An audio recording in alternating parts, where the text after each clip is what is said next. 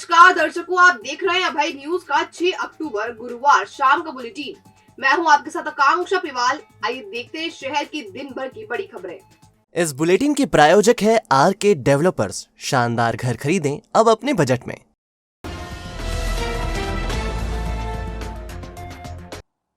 प्रधानमंत्री नरेंद्र मोदी की यात्रा तैयारी के सिलसिले में जांच कर रही पुलिस ने दानीगढ़ स्थित अवंती पार्श्वनाथ होटल की 5वीं मंजिल से मुंबई के 2 युवकों को पकड़ा है। इनसे 4 किलो सोने के जेवरात बरामद किए गए हैं। युवक सोने के बिल और पुख्ता जानकारी नहीं दे सके, ऐसे में सोना सील कर दिया गया है। इनकम टैक्स विभाग को इसकी जानकारी भी दी गई है। बताया जा रहा है कि महाकाल पुलिस पीएम के दौरे की तैयारी के सिलसिले में होटल, लॉन्ज और धर्मशालाओं की जांच कर रही थी। अवंती पार्श्वनाथ होटल की 5वीं मंजिल पर डोंगरी मुंबई के हेमंत पिता तोलचंद और जतिन पिता अशोक जैन मिले। तलाशी के दौरान इनके पास से 4 किलो सोने के जेवरात मिले हैं। पूछताछ में दोनों ने बताया कि वह इंदौर, देवास और उज्जैन के ज्वेलर्स को जेवरात देने आए हैं। जेवरात में 2 किलो सोने के जेवर व्यापारी को देने के लिए, जबकि 2 किलो सैंपल के लिए बताया जा रहा है कि 2016 में माधवनगर थाने में भी एक आरोपी को इस सिलसिले में पकड़ा गया था। प्रोबेशनर आईपीएस विनोद कुमार मीणा ने संबंध में बताया, जैसे कि आप सभी जानते हैं कि माननीय प्रधानमंत्री की विजिट है उज्जैन के अंदर, तो पुलिस द्वारा सघन चेकिंग अभियान निरंतर तौर पे चलाया जा रहा है। उसी के तहत क्राइम ब्रांच को और थाना महाकाल की टीम को एक लीड मिली थी, एक सूचना मिली थी कि एक व्यक्ति है जो इस तरीके का अवैध सोने का परिवहन कर रहा है। तो उस सूचना की जब हमने तस्दीक करी और जब हमने इनके यहाँ पे रेड डाली तो हमके इनके पास से 4 किलो के आसपास सोना हमने सीज़ किया इनके पास से। मौके पर जब हमने इनसे पूछताछ की, पड़ताल की, तो ये कोई भी ऐसा साक्ष्य या कोई भी ऐसा सबूत हमको दे नहीं पाए जिससे सिद्ध होता है कि भाई ये इन्होंने लेजिट तरीके से ख़रीदा है। तो उसी के तहत हमने सीआरपीसी की धारा 102 के तहत इसको सीज़ किया है और साथ ही में इसके बाद हम जो कंसर्न अथॉरिटीज़ हैं जैसे रेवेन्यू, आईटी अथॉरिटीज़ और जीएसटी, उनको लिख के इसकी फर्दर इन्वेस्टिगेशन करेंगे। बहरहाल 4 किलो सोने के जेवरात पुलिस ने सीज कर दिए हैं। इसकी जानकारी आयकर विभाग को दी गई है। आयकर विभाग अब सोने के जेवरात के बारे में पूछताछ करेगा। करीब 1.25 साल तक नगर निगम उज्जैन में तैनात रहे निगमायुक्त अंशुल गुप्ता के तबादले के बाद कतिपय कर्मचारियों ने पटाखे छोड़े और ढोल भी बजवाए। हालांकि इनकी संख्या बहुत कम थी।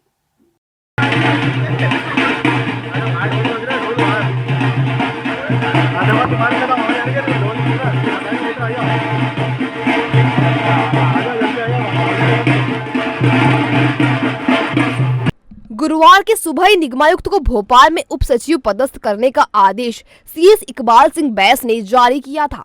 जैसे ही ये खबर सोशल मीडिया पर वायरल हुई, आयुक्त से परेशान उन कर्मचारियों में खुशी की लहर दौड़ गई जो भ्रष्टाचार या काली कमाई के रैकेट में शामिल थे। चुनिंदा की संख्या में ये आगर रोड स्थित नगर निगम के मुख्य कार्यालय शिवाजी भवन पहुंचे और पटाखे छोड़ दिए। इस बीच 2 ढोल वाले भी बुलाए गए जो ढोल पीटते नजर आए। हालांकि इस दौरान दूसरे कर्मचारी अपने काम में मशगूल रहे और सिर्फ एक व्यक्ति ढोलियों को न्योछावर देता दिखाई दिया। बताया जाता है कि 1.25 साल में अपनी तेज तर्रार कार्यशैली से अंशुल गुप्ता ने नगर निगम की काली गैंग के पर कतर दिए थे। काली गैंग वह दीमकें थी जो नगर निगम को अंदर से खोखला कर रही थी। इनमें से कुछ को आयुक्त ने उज्जैन नगर निगम से चलता कर दिया था और बाकी को सस्पेंड और कुछ को लूप लाइन में डाल दिया था। गुप्ता नई टीम के साथ काम कर रहे थे और ये टीम चुस्ती से अपना काम भी निभा रही थी, लेकिन कथित भ्रष्टाचारियों को यह सुहा नहीं रहा था और वह षड्यंत्र करने में लगे हुए थे। बताया जा रहा है कि प्रशासन के एक बड़े अधिकारी को अंशुल गुप्ता चुभ रहे थे। इसकी वजह थी दोनों का भारतीय प्रशासनिक सेवा से होना। तकनीकी डिग्री रखने वाले गुप्ता गाहे बगाहे ये कहते रहते थे कि उन्होंने कैसे प्रतिष्ठित सेवा को एक ही झटके में क्लियर किया है। ये बात बड़े अधिकारी तक भी पहुंची थी और वह गुप्ता को ठिकाने लगाने का रास्ता खोज रहे थे। महाकाल मंदिर के तत्कालीन प्रशासक गणेश धाकड़ के निपटारे के बाद इस प्रशासनिक अधिकारी ने निगमायुक्त को लेकर नगरीय प्रशासन मंत्री के कान में ऐसा मंत्र फूका कि गुप्ता की एकाएक विदाई हो गई।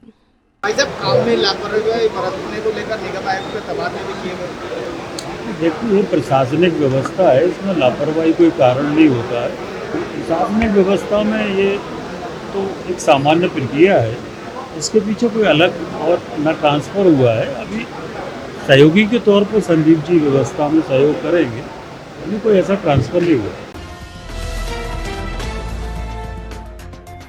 Innovative energy solutions own your sun. MP's fastest growing company अब लाई है आपके लिए मात्र 5,000 रुपए की मासिक किश्तों पर सोलर। क्या आप जानते हैं आपकी छत आपको कमा कर दे सकती है। आप छत के उपयोग से घर बैठे सालाना 1 टन कोयले को जलने से बचा सकते हैं। तो करें छत का उपयोग और पाए आयकर में भी छूट। एक छत से आप पाएंगे जिंदगी भर के लिए बिजली के बिलों से मुक्ति। तो आज ही सोलर से होने वाले फायदों का उठाए लाभ। आज ही हमें कॉल या व्हाट्सएप करें और हाँ, सब्सिडी भी उपलब्ध है। संपर्क करें 7007877022। देवास गेट थाने के चामुंडा माता चौराहे के पास स्थित महाराणा प्रताप प्रतिमा के पास एक एएसआई के पुत्र पर बदमाश ने चाकू से हमला कर दिया। उसे गंभीर हालत में निजी अस्पताल में उपचार के लिए भर्ती कराया गया है। चिमनगंज पुलिस लाइन निवासी 22 साल का नितेश पिता कृष्ण बहादुर सिंह उम्र 22 वर्ष को तनु नाम के बदमाश ने चाकुओं से कई वार कर घायल कर दिया। नितेश देवास गेट थाने के एएसआई कृष्ण बहादुर सिंह का पुत्र है। संभवत आपसी विवाद को लेकर प्राण घातक हमला किया गया है। बताया जा रहा है कि गुरुवार की दोपहर करीब 1 बजे के आसपास चामुंडा माता मंदिर चौराहे के पास जिवाजीगंज थाना क्षेत्र के अंकपात मार्ग पर रहने वाले बदमाश तनु ने नितेश पर चाकू के एक के बाद एक कई वार किए।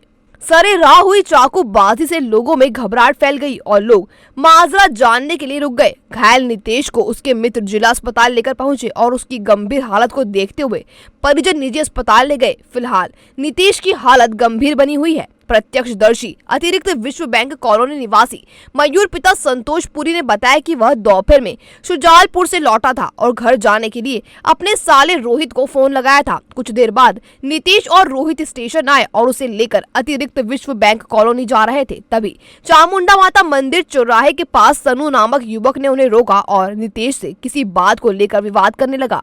कुछ देर बाद तनु ने चाकू निकालकर नितेश पर ताबड़तोड़ वार करना शुरू कर दिए। घटना में नितेश की जांघ पर 3-4 घाव लगे हैं। घायल नितेश को रोहित और मयूर जिला अस्पताल लेकर पहुंचे। जानकारी लगते ही नितेश के पिता कृष्ण बहादुर सिंह और देवास गेट थाना प्रभारी राममूर्ति शाह के भी जिला अस्पताल पहुंचे। फिलहाल देवास गेट थाना पुलिस ने प्रकरण दर्ज कर लिया है और आरोपी की तलाश शुरू कर दी है। तनु ने नितेश पर प्राण घातक हमला क्यों किया, इसका खुलासा आरोपी की गिरफ्तारी के बाद ही हो पाएगा। गए बस हम वहाँ पे और उनने धक्का जी हुई और दूर करा। मैंने और रोहित ने दूर करा और बस इतने में उनने चाकू खोले और चाकू मार दिए। फिर हम नितेश बना करके हम उसको लेके जाने लगे तो फिर हमारे पे चाकू खोले तो हम देवास गेट थाने ले गए। वहाँ से बोला कि सिविल हॉस्पिटल ले चलो। वहाँ से लेके हम सिविल हॉस्पिटल लेके आए। कौन है चाकू मारने वाला? क्या तनु नाम है उसका। कहाँ रहता है? ये नहीं मालूम भैया हमारे को, बस तनु नाम है उसका। ये अपने 4 धाम मंदिर के पुलिया उलिया के इधर कहाँ रहता है। क्या विवाद हुआ था आपका? ये नहीं मालूम, बस उनका ये कहना था तनु का कि तेको मैं फाड़ दूंगा। बस इतनी बात में उनकी लड़ाई हो गई। अब इनका पुराना क्या विवाद था ये मुझे नहीं मालूम। कहाँ लगी है नितेश को? क्या नितेश का अभी ये नहीं मालूम है। वो भर्ती है आईसीयू में। कहाँ लगी? आपने देखा उसको? हाँ, जांग आंग सब दूर लगी हुई है उसको। कितने वार किए? उसको ये नहीं मालूम, अभी डॉक्टर साहब बताएंगे जब मालूम पड़ेगा। आपने कुछ देखा कितने वार किए? कितने का करे, पेंट सब पहन रखी थी उसमें, तो ये नहीं मालूम पड़ा कितने घाव हुए।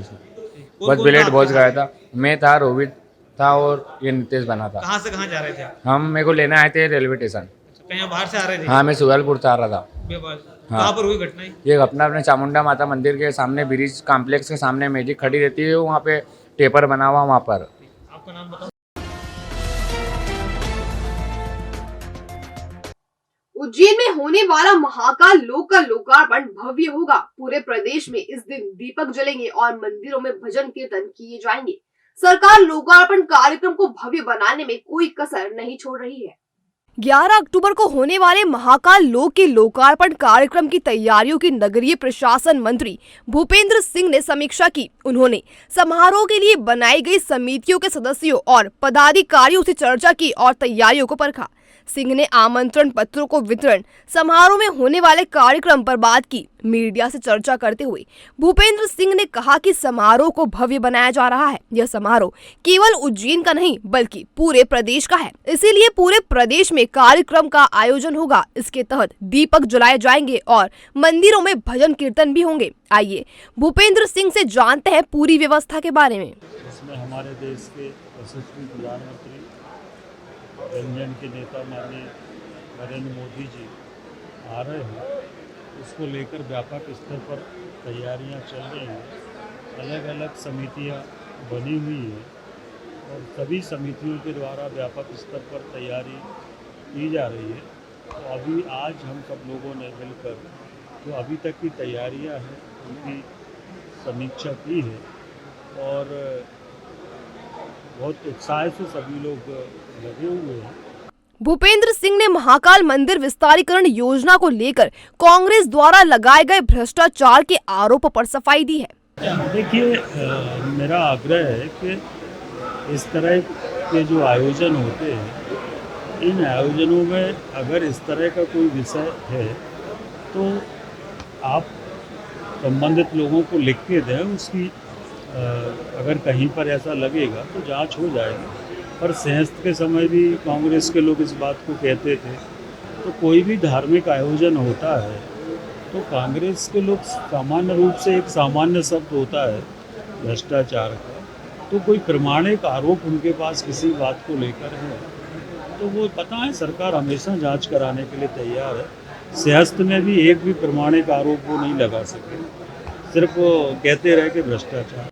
बहरहाल महाकाल के लोकार्पण की तैयारी भले ही सरकार और प्रशासन के स्तर पर जोर शोर से चल रही है, लेकिन आयोजन के लिए गठित की गई समितियों को पूरी तरह भाजपामयी बना दिया गया है। समिति में केवल और केवल भाजपा के लोग हैं और इससे शहर का प्रबुद्ध जन करीब करीब बाहर है। ऐसे में यह समारोह भाजपा का समारोह बनकर रह गया है, जबकि होना ये चाहिए था कि उज्जैन की गरिमा बढ़ाने के लिए शहर के प्रबुद्ध जन को शामिल करना चाहिए था। अब देखने वाली बात यह है कि प्रशासन इस पर विचार करता है या नहीं। Patidar hospital and research centre 15 वर्षों का विश्वास। उज्जैन में 200 बेड का एकमात्र NABH सर्टिफाइड हॉस्पिटल, जहां है ICU, NICU, CT scan, trauma unit, 24 घंटे सुपर स्पेशलिटी OPD की सुविधा, हृदय रोगियों के लिए कार्डिक कैथ लैब और शहर का सबसे बड़ा कार्डिक ICU, जहां आप पाएंगे एंजियोग्राफी, एंजियोप्लास्टिक की सुविधा, किडनी के मरीजों के लिए डायलिसिस सुविधा, neuro surgery, laparoscopy surgery, joint replacement, endoscopy, accidental surgery की उच्च स्तरीय चिकित्सा दूरबीन पद्धति से। हमारा पता 12 शिपनक मार्ग, घास मंडी चौराहा, उज्जैन। संपर्क करें 07344771000 या फिर 40300003।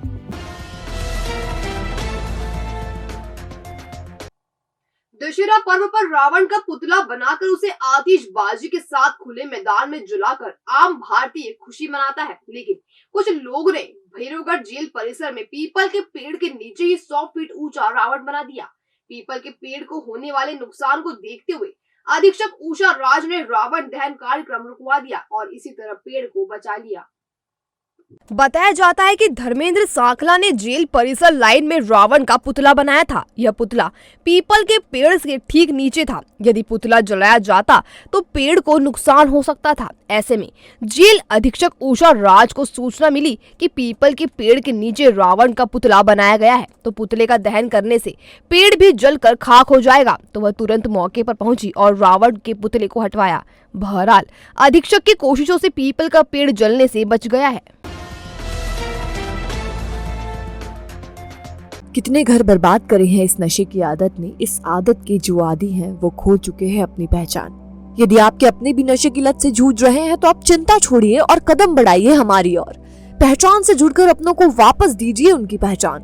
जी हाँ, संभाग में पहली बार TSF पद्धति से मरीजों का सफल इलाज। पहचान पर मरीजों के लिए काउंसलिंग और खुशनुमा माहौल में नशे से मुक्ति। 90 दिन का ट्रीटमेंट समय, खान पान का ध्यान, योगा और मेडिटेशन की रेगुलर क्लास, अनुभवी चिकित्सकों द्वारा परीक्षण और मध्यम वर्गीय परिवार के लोगों के लिए विशेष सुविधा। हमारा वादा, हम दिलाएंगे आपके अपनों को नशे से छुटकारा। अधिक जानकारी के लिए संपर्क करें 7999182119 या फिर 9479116788। हमारा पता C4 वेदनगर, इंदौर रोड, उज्जैन। उज्जैन नगर निगम में अब 12 एल्डरमैन नियुक्त हो सकेंगे। नगरीय प्रशासन विभाग ने यह आदेश जारी कर दिया है। नए आदेश से सत्ताधारी दल के ज्यादा से ज्यादा कार्यकर्ताओं को सत्ता में समायोजित करने का मौका मिलेगा। अब तक उज्जैन नगर निगम में 6 एल्डरमैन नियुक्त किए जाते थे। ये एल्डरमैन सत्ताधारी दल के वरिष्ठ होते थे। चूँकि बड़ी नगर निगम होने के बावजूद भी कम ही कार्यकर्ता समायोजित हो पाते थे। ऐसे में एल्डरमैन की संख्या बढ़ाने की तैयारी की जा रही थी। इसी कड़ी में एल्डरमैन की संख्या बढ़ाने के आदेश जारी किए गए हैं। 3 लाख से अधिक की आबादी वाले नगर निगम में अब 12 एल्डरमैन और इससे कम वाली नगर निगम में 8 एल्डरमैन होंगे। इसी तरह नगर पालिका में 6 और नगर परिषद में 4 एल्डरमैन हो सकेंगे। चूंकि उज्जैन नगर निगम 3 लाख से ज्यादा की आबादी को कवर करती है, ऐसे में यहाँ 12 एल्डरमैन होंगे। बतौर एल्डरमैन कार्यकर्ता निगम की कार्यवाही में शामिल हो सकेंगे, लेकिन वह मत विभाजन में हिस्सा नहीं ले पाएंगे। यहाँ हम आपको बता दें कि उज्जैन नगर निगम में भाजपा के पास 37 पार्षद हैं और उसका पूर्ण बहुमत है। विपक्षी कांग्रेस के 17 पार्षद हैं। अब देखने वाली बात ये होगी कि भाजपा अपने किन कार्यकर्ताओं को नगर निगम में जाने का मौका देती है।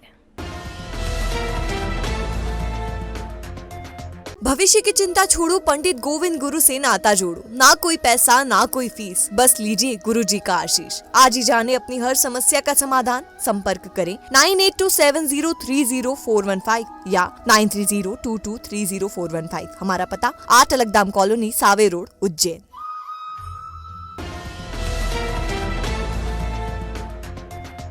तो ये था अभय न्यूज का आज का बुलेटिन। अगर खबरों को लेकर आपके पास कोई फीडबैक हो तो हम तक कमेंट सेक्शन या इनबॉक्स के जरिए जरूर पहुंचाएं। कल फिर मुलाकात होगी नए बुलेटिन के साथ। तब तक के लिए नमस्कार।